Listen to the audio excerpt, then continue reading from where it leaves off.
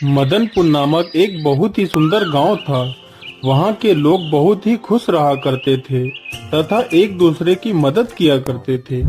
वह सारे हिल मिल कर रहते थे। अरे बेटा, जल्दी लौट कर आ जाना। हाँ हाँ पिताजी, शहर का जैसे ही काम खत्म हो जाएगा मैं आ जाऊंगा। अब चलता हूँ पिताजी।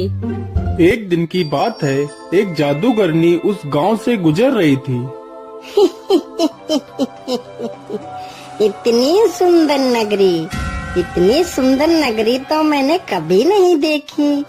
क्यों ना मैं इस नगरी को अपने वश में कर लूं और यहाँ पर अपना महल बनाऊं और यहाँ के लोगों को अपना गुलाम बना लेती हूँ।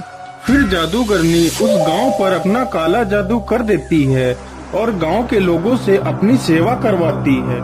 अरे ओ बुड्ढे, तू आज मेरे लिए आम के मीठे मीठे फल ले आ। मुझे आज आम के फल खाने का बहुत मन हो रहा है।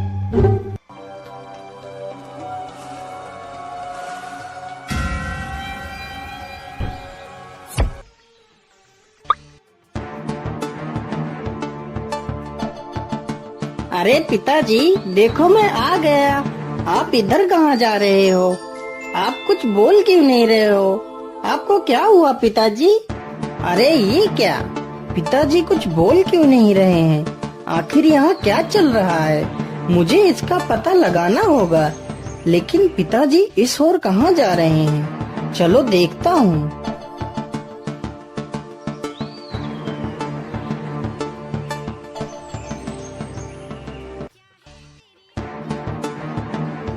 अरे बुड्ढे, तू आम ले आया?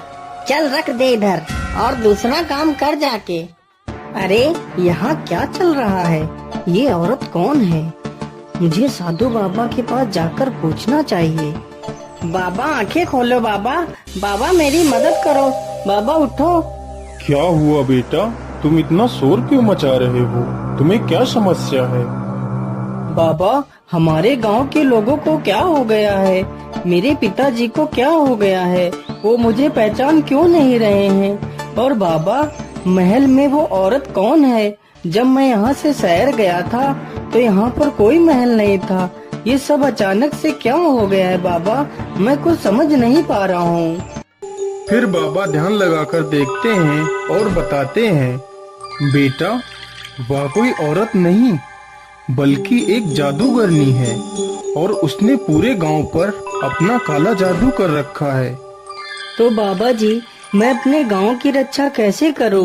मैं अपने पिताजी को कैसे बचाऊं? बाबा मुझे कोई उपाय बताइए। बेटा, उस जादूगरनी के जादू से गांव को मुक्त कराने का एक ही उपाय है। यहाँ से 100 मील दूर एक कुंभा नामक गुफा है। उस गुफा में तुम्हें मेरे गुरुजी मिलेंगे। वह तुम्हें इसका उपाय अवश्य बताएंगे। जाओ बेटा। फिर मोहन गुफा की तरफ चल देता है।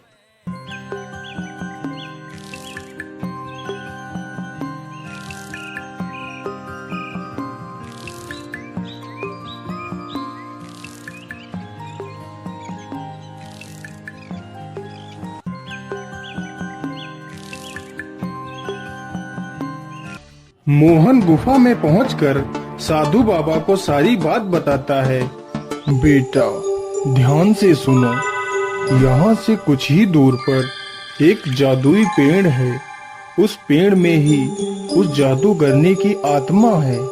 अगर तुम उस पेड़ को नष्ट कर दो तो उस जादूगरनी की मृत्यु हो जाएगी और तुम्हारा गांव काले जादू से मुक्त हो जाएगा। लेकिन बाबा, मैं उस पेड़ को पहचानूंगा कैसे? बेटा, उस पेड़ को पहचानना ज्यादा मुश्किल नहीं है। उस पेड़ के चारों तरफ एक अलौकिक प्रकाश जगमगा रहा होगा। ठीक है बाबा, मैं चलता हूँ। मुझे आशीर्वाद दीजिए।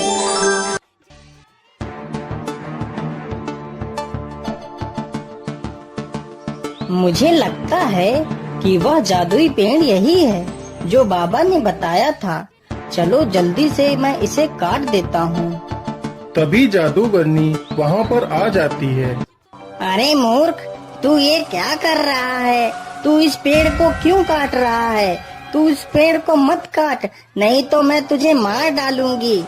लेकिन मोहन उसकी एक नहीं सुनता है और पेड़ को काट देता है। पेड़ के नष्ट होते ही जादूगरनी का काला जादू समाप्त हो जाता है और जादूगरनी मर जाती है।